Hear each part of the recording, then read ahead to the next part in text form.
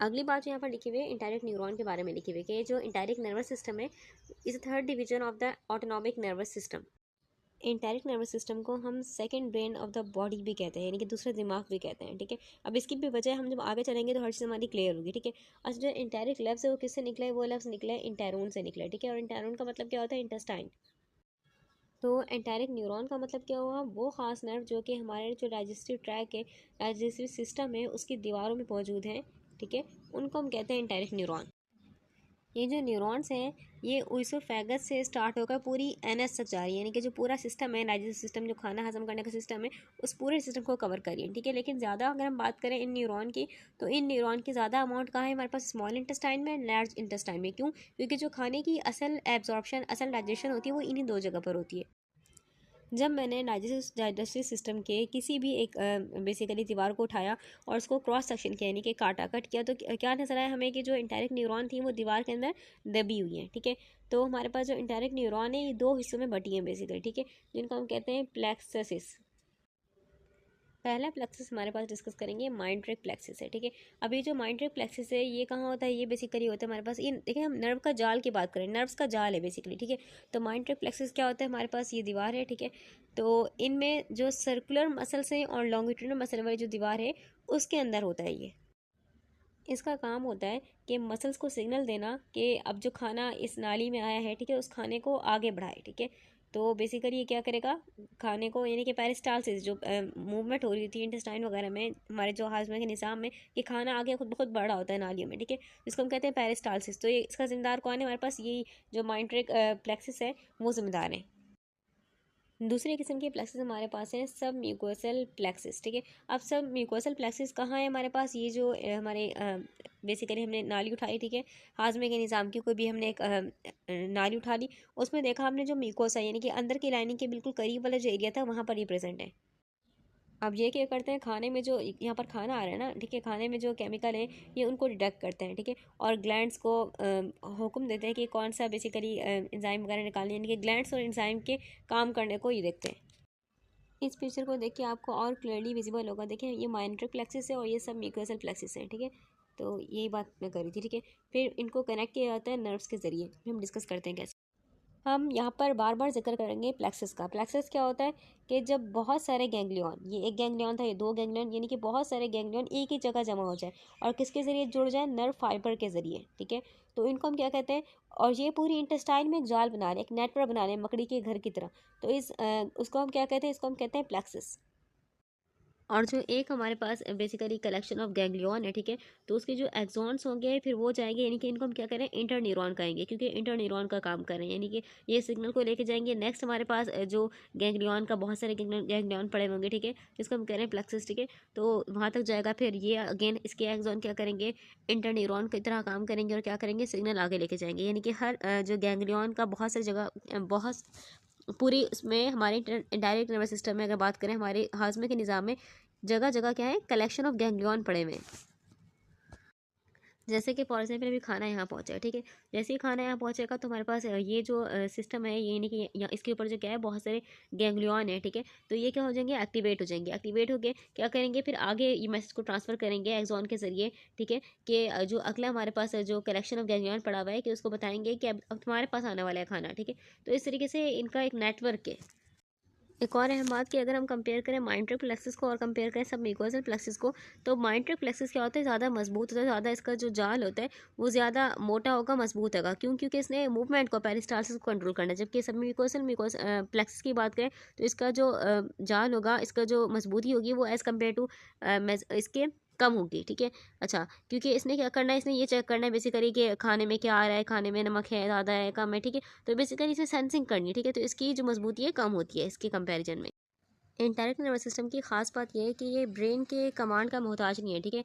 तो बेसिकली एक junior computer की तरह काम करता है। इसका जो हर गैंग्लियन है वो बेसिकली कमांड सेंटर है, ठीक है। जैसे ही खाना आएगा सेंस कर लेगा इसको, फिर देन हमारे पास जो पेरिस्टालसिस का अमल शुरू हो जाएगा, ठीक है, यानी कि खाना हजम करने का। लेकिन हमारे पास कुछ केसेस में क्या होता है? जो इंटायरेक्ट नर्वस सिस्टम है वो दिमाग के अंडर काम करता है, ठीक है। दिमाग के अंडर तो नहीं बोल सकते, यानी कि दिमाग बेसिकली इसको ऑर्डर देता है, ठीक है। जैसे कि फॉर एग्जाम्पल अगर हम बात करें फाइट एंड फ्लाइट का, फाइट एंड फ्लाइट मोड में बॉडी, ठीक है, तो यानी कि भागना है आपको, sympathetic system nervous system activate हो गया है।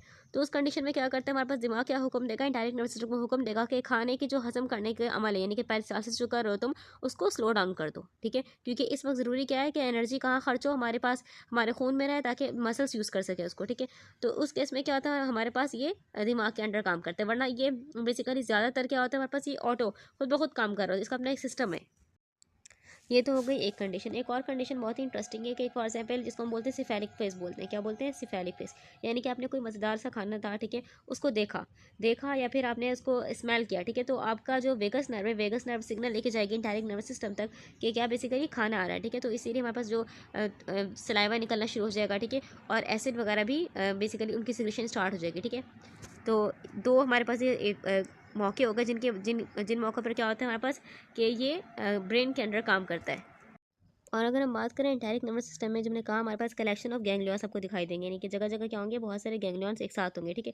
तो बेसिकली हर गैंग्लियॉन को देखें तो हर गैंग्लियॉन में हमारे पास इसका अपना सेंसरी नर्व भी होगा, इसका अपना इंटर नर्व भी होगा, इसका अपना मोटर नर्व भी होगा, यानी कि 3 तरह के नर्व एक गैंग्लियॉन में होंगे, ठीक है। यानी कि चीज़ों को सेंस भी करें, चीज़ों को प्रोसेस भी करें कि ये चीज़ क्या है, फिर मोटर नर्व के जरिए इसको यानी कि इसको फिर आउटपुट भी करें, ठीक है। तो हर इसमें यानी कि ये पूरा एक मिनी कंप्यूटर है, ठीक है, इसको दिमाग की कमांड की इसलिए ज़रूरत भी नहीं है। It is a collection of nerve fiber that innervate the gastrointestinal GI tract, pancreas, gallbladder and it constitute the brain of the gut.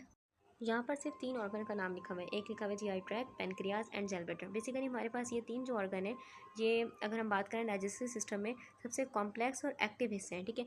यहाँ पर बहुत ज़रूरत होती है कि क्या हो, ये 3 हिस्से क्या करें, कोऑर्डिनेशन से काम करें। और ये कोऑर्डिनेशन क्यों करवा रहा है और कोऑर्डिनेशन कौन करवा रहा है, ये कोऑर्डिनेशन हो रही है because of enteric nervous system. पहला पार्ट है जीआई ट्रैक, यानी कि हमारे पास वो रास्ता जहाँ से क्या होगा, खाना गुजरेगा, ठीक है। तो यहाँ पर क्या करता है, एंटारिक नर्वस सिस्टम पेरिस्टालसिस करता है, यानी कि जो खाने की मूवमेंट हो रही थी because of this system. Second organ है पेनक्रियास। पेनक्रियास क्या करता है, हमारे पास इंसुलिन बनाता है और एंजाइम बनाता है जो कि डाइजेस्टिव एंजाइम होते हैं। तो डाइजेस्टिव एंजाइम कौन बेसिकली इनको ऑर्डर दे रहा है कि एंजाइम क्या करें, रिलीज़ करें। तो बिकॉज ऑफ एंटारिक न्यूरॉन ये क्या करता है, ये डाइजेस्टिव एंजाइम रिलीज़ करता है। And the next organ is gall bladder. Gall bladder क्या करता है, बाइल निकालता है। बाइल क्या करता है, फैट के डाइजेशन में, फैट की यानी कि चर्बी की हजम करने में हेल्प करता है, ठीक है। तो बिकॉज ऑफ एंटारिक न्यूरॉन हमारे पास ये जो जेल ब्लैडर को सिग्नल मिलता है और जेल ब्लैडर स्क्वीज होता है एंड देन बाइल जो होता है इंटेस्टाइन में गिरता है, ठीक है, और क्या करता है, फैट को डाइजेस्ट करता है। अब फॉर एग्जांपल यहाँ पर क्या हुआ, हमारे पास कोऑर्डिनेशन नहीं है, ये 3 ऑर्गन जीआई ट्रैक में, पेनक्रियास में, जेल में कोऑर्डिनेशन है। तो क्या होगा, ये फॉर एग्जाम्पल मेरे पास क्या है, जीआई ट्रैक है, ठीक है। तो इसमें खाने की जो खाना है पेरिस्टालसिस यानी कि मूवमेंट हो रही है, लेकिन सही टाइम पे क्या नहीं पहुँच पाए, एंजाइम नहीं पहुँच पाए, ठीक है। एंड देन सही टाइम पे हमारे पास क्या हुआ, और जो बाइल था जिसने फैट को डाइजेस्ट करना था वो भी सही टाइम पे नहीं आ पाया। तो ये 3 चीज़ें बहुत ही ज़रूरी है, यानी कि तीनों का कोऑर्डिनेशन बहुत ज़रूरी है ताकि जो खाना है वो सही तरीके से डाइजेस्ट हो पाए, वक्त पे हो पाए। अब इस सिस्टम को ब्रेन ऑफ द गट कहने की बहुत बड़ी वजह है, क्यों, क्योंकि अगर हम बात करें हमारे डाइजेस्टिव सिस्टम में बेसिकली यहाँ पर क्या है, डाइजेस्टिव लाइनिंग में क्या है, रिसेप्टर्स मौजूद हैं जो कि रिसेप्टर सेंस कर लेते हैं चीज़ों को। अगर फॉर एग्जांपल हमारे पास इस नाली में, ठीक है, इस डाइजेस्टिव ट्रैक में क्या है, इस रास्ते में क्या है, फॉर एग्जांपल खाने में टॉक्सिन है, तो ये फॉरन से सेंस कर लेंगे और क्या करेंगे, हमारे पास ये सिग्नल जनरेट करेंगे। और ये सिग्नल जाएगा कहाँ, इसके अपने जो इंटारिक न्यूरॉन है वहाँ जाएगा, ठीक है। इंटारिक न्यूरॉन बेसिकली हमारे पास इतने हैं कि 100 से 500 मिलियन हमारे पास न्यूरॉन है यहाँ पर, यानी कि खाने के जो हाजमे के निज़ाम है उसमें 100 से 500 मिलियन न्यूरॉन है। इतने न्यूरॉन तो बेसिकली स्पाइनल कॉर्ड में भी नहीं है, ठीक है, यानी कि इसमें बहुत सारे न्यूरॉन है, ठीक है। अगर हम कंपेरिजन करें स्पाइनल कॉर्ड का और कंपेरिजन करें इंटारिक जो नर्वस सिस्टम में न्यूरॉन्स है तो इनमें ज़्यादा है। ये इंटेरिक न्यूरॉन दिमाग के बगैर यानी कि दिमाग के हुक्म के बगैर क्या करेंगे, खुद फैसला करेंगे क्या क्या करना है, कि इस वक्त डिफेंस मोड को ऑन करना है और जो नॉर्मल हाजमे का निज़ाम हो रहा है उसको क्या करना है, स्टॉप करना है। फैसला होते ही इंडायरेक्ट नर्वस सिस्टम जो होगा 2 काम करेगा।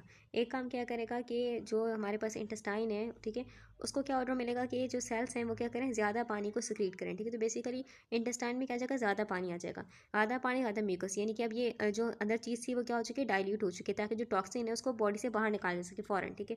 तो बेसिकली क्या हो जाएगा, डायरिया हो जाएगा, इसको हम कहते हैं secretomotor action. And second thing क्या होगी हमारे पास कि मोटेलिटी को चेंज करेगा, यानी कि फॉर एग्जाम्पल मेरे पास ये इंटेस्टाइन है, इसमें पेरिस्टालसिस हो रही थी, ठीक है, नॉर्मल पेरिस्टालसिस हो रही थी। अब क्योंकि टॉक्सिन है इस खाने में तो क्या होगी, इसकी मूवमेंट चेंज हो जाएगी, यानी कि इसकी मूवमेंट ऐसा हो सकता है कि उल्टी होना शुरू हो जाए, यानी कि मूवमेंट पहले इस तरफ हो रही थी, खाना आगे पुश हो रहा था, ठीक है, यानी कि रेक्टम यानी कि जो एनएस से निकलने के लिए यहाँ पुश हो रहा था इस तरफ, ठीक है। लेकिन अब क्या होगा हमारे पास, तो इसको उल्टे की तरफ वो करेगा, ठीक है, यानी कि रिवर्स मूवमेंट होगी, तो खाना जो होगा हमारे पास वो मुंह के जरिए यानी कि वॉमिटिंग हो जाएगी, ठीक है। या फिर ऐसा भी होगा कि जो ये मूवमेंट हो रही थी पेरिस्टालसिस को बढ़ा देगा, ठीक है।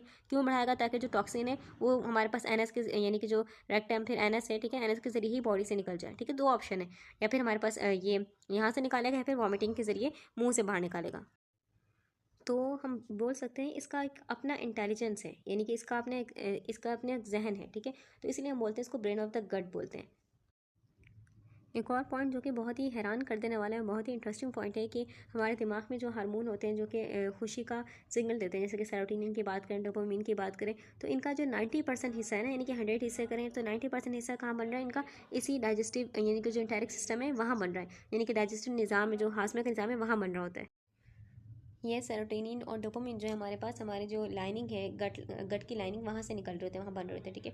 अब जब खाना फॉर एग्जाम्पल आता है हमारे पास, ठीक है, खाना यहाँ पर आया, ठीक है, तो अगर खाने में न्यूट्रिएंट है यानी कि खाना हेल्दी है, तो ये क्या होंगे हमारे पास? ये रिलीज़ होंगे। जैसे ही रिलीज़ होंगे लाइनिंग से, हमारे पास यहाँ पर नर्व होंगी। वो नर्व क्या करेंगी? Vagus nerve. वेगस नर्व क्या करेगी? सिग्नल को कैरी करेगी, दिमाग तक लेके जाएगी। तो इसलिए आपको जब खाना खाने के बाद, यानी कि अगर उसमें न्यूट्रिएंट है, अच्छा खाना है, हेल्दी खाना है, तो आपको इत्मीनान, आपको खुशी महसूस होती है, ठीक है। लेकिन अगर इफ़ हमारे पास खाना आपको अच्छा महसूस नहीं हो रहा है, यानी कि वो खाना कड़वा है, जैसे करेला फॉर एग्जाम्पल, ठीक है, तो आपने खा लिया, ठीक है, तो आपको खुशी तो महसूस नहीं हुई, ठीक है, आपने ज़बान में आपको कड़वा लग रहा था, लेकिन जब यहाँ पहुँचेगा हमारी गट लाइनिंग में, तो गट लाइनिंग में क्योंकि ये हेल्दी है, ठीक है, तो हेल्दी है तो फिर भी क्या होगा, हमारे पास ये सेरोटोनिन डोपामिन वगैरह रिलीज होंगे, एंड देन ये वेगस नर्व के जरिए क्या करेंगे? सिग्नल कैरी करके लेके जाएंगे, और दिमाग में क्या रिलीज होगा? बेसिकली सुकून का सिग्नल रिलीज होगा, ठीक है।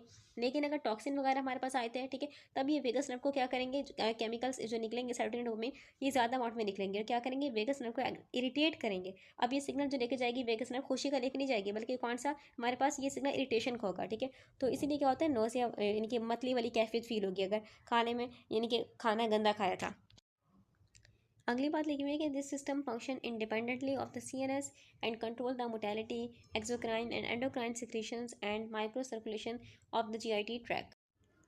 We have discuss already this whole, basically हमारे पास कि ये फंक्शन इंडिपेंडेंटली होता है, ठीक है, इसको किसी कमांड की ज़रूरत नहीं है ब्रेन की। एंड हम ये भी डिस्कस कर चुके हैं कि कंट्रोल द मोटेलिटी, क्योंकि ये पेरिस्टालसिस करवाता है, ठीक है। यहाँ पर लिखा हुआ है एक्सोक्राइन एंडोक्राइन सिक्रीशन को भी कंट्रोल करता है। किस तरीके से करता है? देखिए, एक्सोक्राइन सिक्रीशन वो है जो कि ग्लैंड के जरिए, यानी कि ग्लैंड जो केमिकल रिलीज कर रहा है उसको किसी नाली के जरिए क्या कर रहा है? उस जगह भेज रहा है जहाँ इसको भेजना है, ठीक है। जैसे कि अगर हम बात करें, ये सिस्टम क्या कर रहा है? एक्सोक्राइन सिक्रीशन को कंट्रोल कर रहा है। कौन कौन सिक्रीशन? एक हमारे पास है पेनक्रियास। पेनक्रियास क्या करता है? माइलेस, लाइपेज वगैरह एंजाइम निकालता है, ठीक है। तो ये हमारे पास सिस्टम बेसिकली क्या करता है? हेल्प करता है कि ये जो सिक्रीशन बनी है, यानी कि जो माइलेस लाइपेज बना है, ये किसी नाली के जरिए क्या होंगी? हमारे पास इंटेस्टाइन तक जाएंगी, ठीक है। तो इसलिए हम कह रहे हैं एक्सोक्राइन सिक्रीशन को कंट्रोल करते हैं। एंड देन एक और चीज़ हमारे पास होती है जेल ब्लैडर। क्या करता है? वो बाइल बनाता है, ठीक है। और बाइल भी बन के, यानी कि बाइल तैयार होगा इसमें, ठीक है, और वो एक डक्ट के जरिए, एक नाली के जरिए क्या होगा? इंटेस्टाइन में जाएगा, ठीक है। तो इसलिए हम कह रहे हैं ये एक्सोक्राइन सिक्रीशन को कंट्रोल करता है। अब ये दो सिस्टम किस तरीके से कंट्रोल करेंगे सिक्रीशन को, क्योंकि ये नर्वस सिस्टम की बात करें तो बेसिकली ये नर्व के जरिए क्या करेंगे? सिग्नल देंगे। जैसे कि खाना पहुंचेगा हमारे पास, तो ये नर्व के जरिए सिग्नल जाएगा पेनक्रियास तक कि वो क्या करें? एंजाइम को रिलीज करें। एंड बाइल को सिग्नल जाएगा कि वो क्या करें? बाइल को रिलीज करें, यानी कि जेल ब्लैडर को सिग्नल जाएगा, ठीक है। अब एंडोक्राइन सिक्रीशन को बात करें तो यहाँ पर कैसे होगा? हमारे पास यानी कि अब खाना क्या हो गया? पेट फुल हो गया, ठीक है। तो क्या होगा? इंटेस्टाइन से हमारे पास रिलीज होगा, ठीक है, उसको हम बोलते हैं कोलिसिस्टोकाइनिन। कोलिसिस्टोकाइनिन के CCK इसको बोलते हैं, ठीक है। कोलिसिस्टोकाइनिन क्या करेगा? हमारे पास ये खून में डायरेक्ट रिलीज होगा, ठीक है। अब ये एंडोक्राइन क्यों कहना है? क्योंकि डायरेक्ट खून में इसकी सिक्रीशन रिलीज हो रही है, ठीक है। और दिमाग तक सिग्नल जाएगा क्या हो चुका है? पेट फुल हो चुका है, मजीद खाने की ज़रूरत नहीं है, ठीक है। अब ये जो बात लिखी हुई है micro circulation of the GIT tract, ये बहुत ही इंपॉर्टेंट बात है कि हमारे पास जब खाना हजम हो रहा है तो उस वक्त ज़रूरत होती है बॉडी की कि क्या हो? जो उसके पास खून की नालियाँ हैं, इनके आसपास जो खून की नालियाँ हैं वो क्या हो? वो ज़्यादा हों, ठीक है। यानी कि अब जब ज़्यादा होंगी तो बेसिकली क्या होगा? जो न्यूट्रिएंट होंगी इसमें वो ज़्यादा जाएंगी, क्योंकि अब खून ज़्यादा है तो ज़्यादा न्यूट्रिएंट कहाँ जाएंगी? खून में जाएंगी, ठीक है। तो बेसिकली इस सिस्टम की वजह से, यानी कि सिस्टम नर्व के जरिए क्या करता है? सिग्नल देता है कि इन नालियों को, कि नालियाँ क्या हो जाए? फैल जाए, यानी कि डायलेट हो जाए। यानी कि जब नालियाँ फैल गई तो अब नालियों में क्या है? खून का फ्लो भी ज़्यादा है, कि खून ज़्यादा आ रहा है, ठीक है। तो जो न्यूट्रिएंट होंगी वो क्या होंगी? अब ज़्यादा अमाउंट में कहाँ जाएंगी? इसमें जाएंगी, ठीक है, क्योंकि जगह ज़्यादा है। लास्ट पॉइंट लिखा हुआ है कि it is modulated by the both the sympathetic and the parasympathetic nervous system.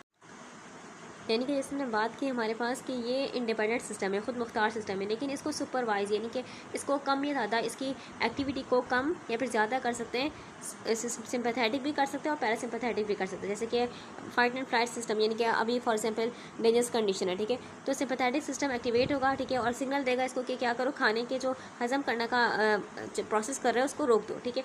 इस तरीके से हम बात करें पैरासिम्पैथेटिक नर्वस सिस्टम, तो इसकी जो मेन नर्व है वेगस नर्व क्या सिग्नल लेके आएगी यहाँ पर इंटेलिक नर्वस सिस्टम में के पास कि क्या है, अब सुकून का वक्त है, तुम क्या करो, खाने को हजम करो। तो बेसिकली इस सिस्टम की इंटेलिक नर्वस सिस्टम की एक्टिविटी को ज़्यादा ये कम दोनों सिस्टम कर सकते हैं।